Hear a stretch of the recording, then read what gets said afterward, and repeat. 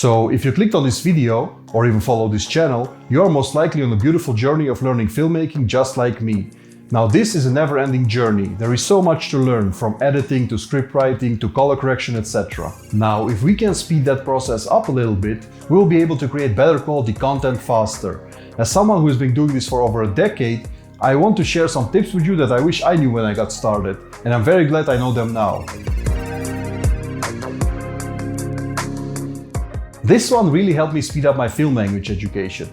I like to call it the rule of opposites. It's a very simple concept but extremely valuable. For example, we all know that a high angle can communicate a character being small and vulnerable. Now, what is the opposite of small and vulnerable? Big and powerful, right? And what is the opposite of the high angle? The low angle, right?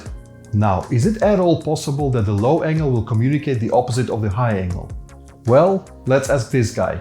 The low angle is used for, surprise surprise, the opposite of the high angle, if used in the same context of course.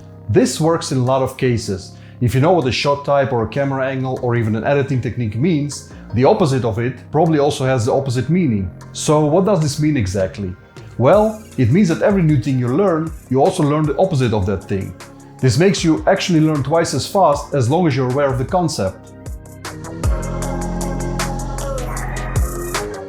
You guys are probably gonna hate me for this one, and many of you already may be using this, maybe even on this video. A lot of video players on websites and apps have a feature called playback speed.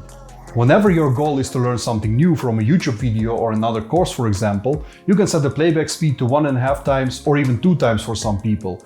You will notice that you can still follow most of the stuff just fine, especially at 1.5 times speed.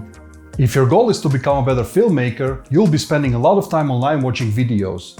Now, if you watch them all at 1.5 times speed, you'll save a lot of time. I know this is a simple thing and common knowledge, but as you'll find out in the next couple of tips, simple things really matter. When you want to learn something new, something that you've never done before, there are 2 ways to go about it. One, you know the necessary steps you need to take to get the outcome that you want. And the other one is to understand how something works. Let's say you need to know how to turn your footage into black and white. One way to do it is to put a black and white filter on it. You just import your footage in a software of your choice, put a filter on it, and the final result will be your footage is now black and white. The second method is to understand how saturation works. Knowing that the amount of color is decided by the amount of saturation, you will also know that turning your saturation all the way down to 0 will leave you with a black and white image. Both ways get you the same result. However, the person who used the second method will now understand how color and saturation works and will be able to create the filter for the person who used the first method to use. Knowing how to do something gives you a means to an end. Understanding how something works gives you the power to create. Understanding something will be often more beneficial, especially if the subject that you're trying to learn will be used on a regular basis. So how do you know that you understand something? Well, it's easy. Just try to explain it to someone else. If you can't explain it in an easy way, that means you don't understand it as well as you think. Now this is a big one, not only for filmmaking but for most work you do in life. If you take one tip from this video, let it be this one. Being proactive is much more important than knowing all there is to know about the subject. So what does it mean to be proactive? It means doing things instead of just planning or learning.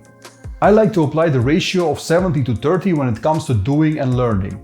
I spend like 30% of my time by passively learning, like reading, watching or listening, and spend 70% of my time doing the thing I want to learn. Keep in mind though, I love knowing all there is to know about filmmaking, even the things I might never use. For most people, a ratio of 80 to 20 might be much better, especially if you only care about the skill itself and not so much about the theory. Passive learning, like reading or watching videos, is also a form of procrastination. Many people fool themselves thinking they're being productive when they watch someone instead of doing it themselves. When you do it yourself, you learn so much more. Most of us want quick results. If you want something quick, you need a big investment. You want to learn something in one day, you need to spend the whole day on it, and even then, you might not get there. A lot of beginner filmmakers who are excited about their new craft often plan things they can't stick to. And I have fallen into that trap myself in the past.